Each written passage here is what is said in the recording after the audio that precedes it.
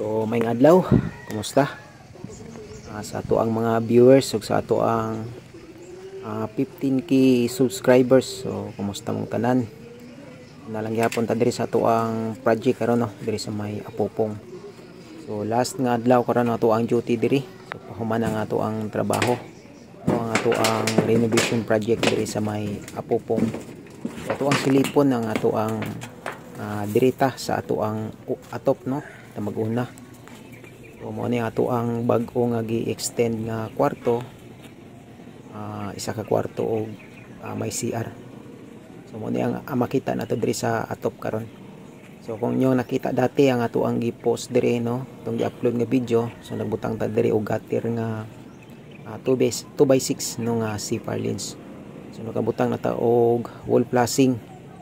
So mo ni ato ang itsura diri sa atop karon nga ato ang gina-renovate nga balay. So diri sa ilahang laundry area o dirty kitchen. So ato ang gigamit diri nga atop ning transparent. So nahuman na nato.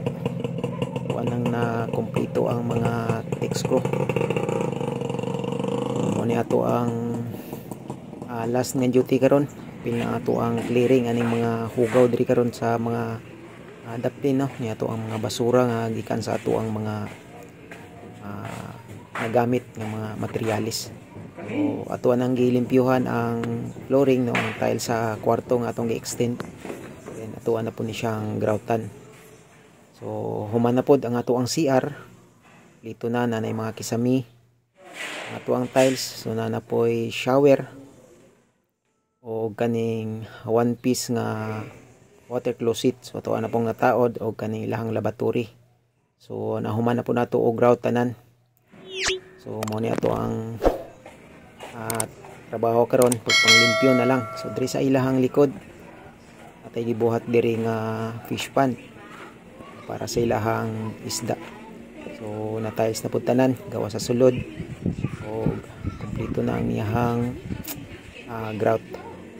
So diri sa ilahang terrace ato ang gi-extend diri, bali gi-close na to ang katunga. So anang na plasteringan, nakisamihan na pod.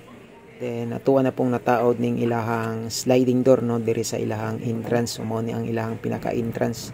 So mo na siya ang dati nga pultahan nga swing door, ato ang gi-convert og sliding door diri sa ilahang main door. So mo na ni karon ang ato ang gitrabaho diri karon nga sliding. So nahuman na, ayos na kay tanawon. Limpyo ang atong pagkatrabaho sa atong sliding tungod kay naitabon ang ilahang roller guide.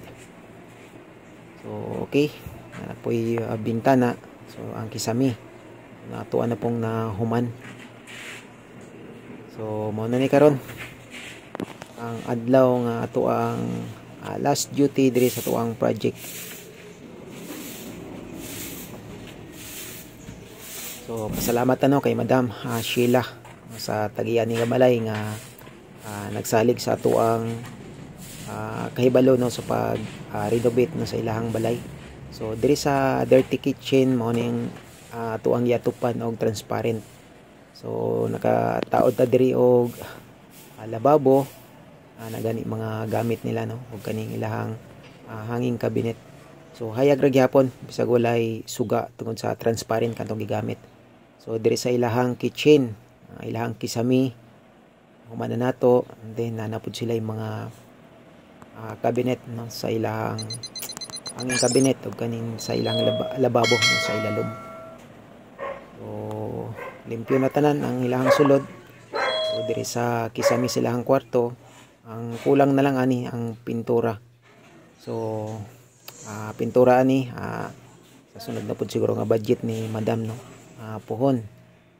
So diri sa ilahang sulod sa dining o diri sa ilahang living area. So ang ato ang kisami diri, kung nakita ninyo tong una-unang mga upload na to, so mo ni ato ang ginahimo, giusab na to ang design sa ilang kisami.